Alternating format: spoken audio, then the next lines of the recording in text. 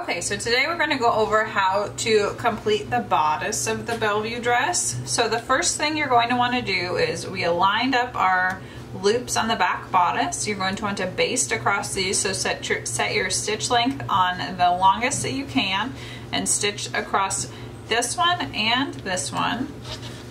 Then after you've done that, you're going to take your two front bodice pieces. One of them is going to have the marked lines on them. Then you're going to lay them right sides together, and you're going to stitch from the curve across the top and down the curve again, and then you're going to trim so that you can turn it right side out and press. Okay, so now that the loops are basted on, you're going to take your other back bodice piece and then lay it right on top, sandwiching the loops between.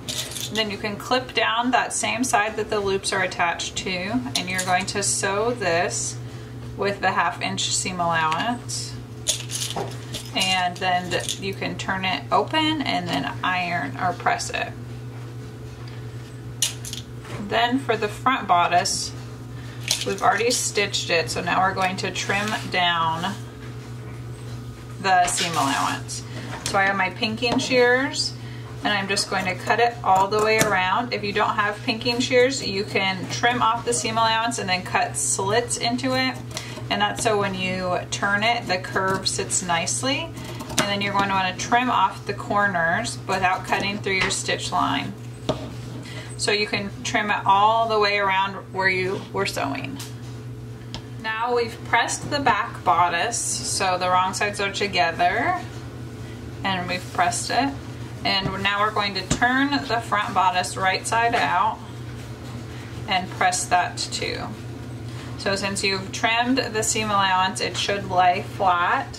And then what I like to do is to take a pin and kind of pick the corners out so that those get nice and crisp.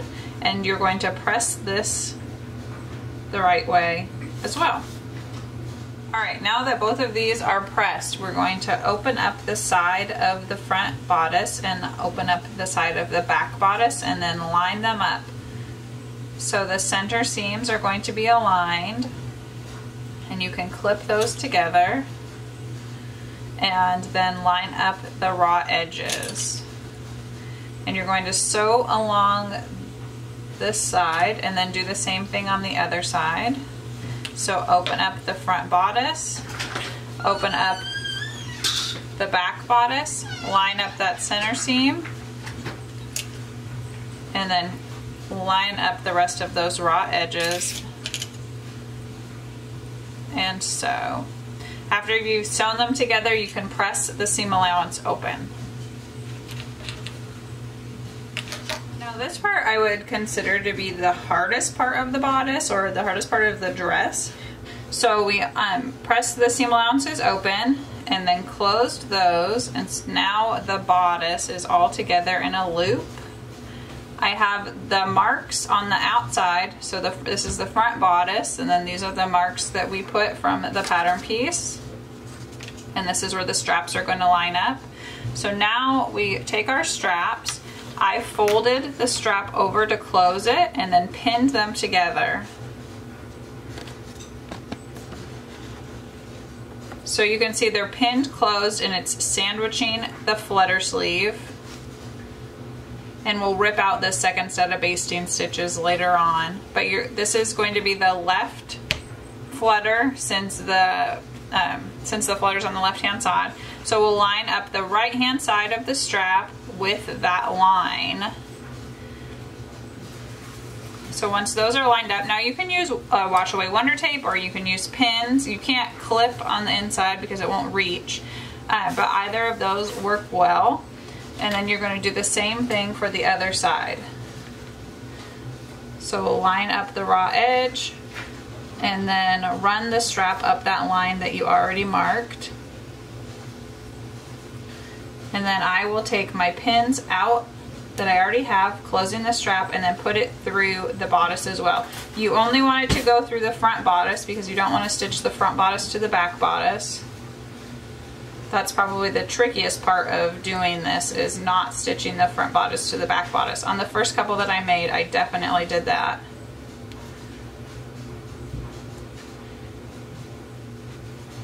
All right, there's the first pin.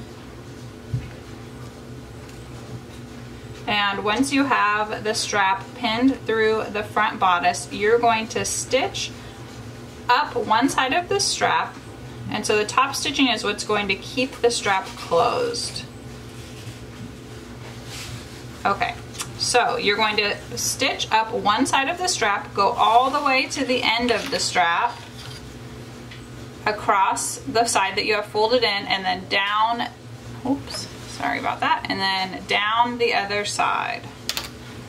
So you're going to go up one side all the way up to the end, then you have the folded edge, across the folded edge, and then back down the other side till you get to the raw edges again, and you're going to do that for both of the straps. I find it easiest if I take the back bodice and put that on the other side of my sewing machine, so then when I start like this, so I put it through underneath the foot so it's on the other side, and then I can start on one side, go all the way down and around and back up, and I don't have to worry about stitching through the back bodice. And you're going to do that for both of the straps.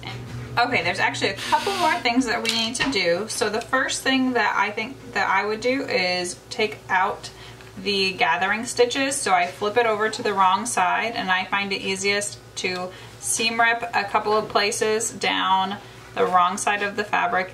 So this would be on the bobbin thread, and then you can just pull it out. And then when you pull out the bottom ones, then the top one just comes out on its own. And you're going to do that for both sides. And then we need to make the elastic casing for the back. See, this is the top one, and it just comes right out.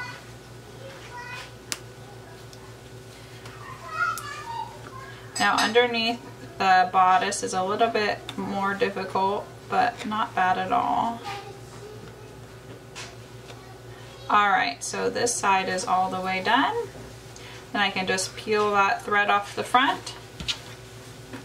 And that's what the flutter will look like. And you can see at the bottom how the flutters are even. That was because we measured up, and since we started where they were a ½ an inch wide, it worked out just perfectly. And so now we're going to turn the bodice over. And you're going to take a marking tool. So I like to use my water-soluble pen. And you are going to take a ruler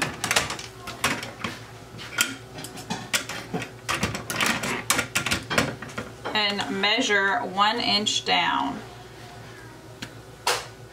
So you're making a 1 inch casing for your 3/4 inch elastic, and so you're going to mark that 1 inch from the side seam all the way across the back. So you can also line this up on the 1 inch mark and then draw a straight line across and continue that all the way around, and then you're going to sew on that line. Now the casing has been stitched, you're going to take your bodkin or a safety pin and attach it to your elastic, and then go in through the side and thread it through that casing that you just made. So you're going to stitch in the ditch on either end once you get it threaded through. Make sure it doesn't twist.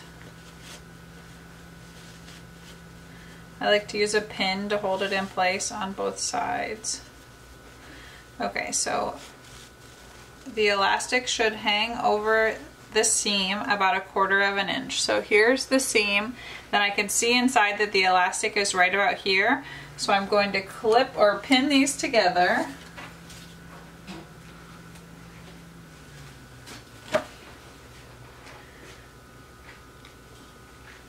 And then you stitch in the ditch, which means in the seam that you've already made, you make another stitch line that holds the elastic down. Then you're going to keep feeding the elastic through to the other side, and you do the same stitching in this seam right here.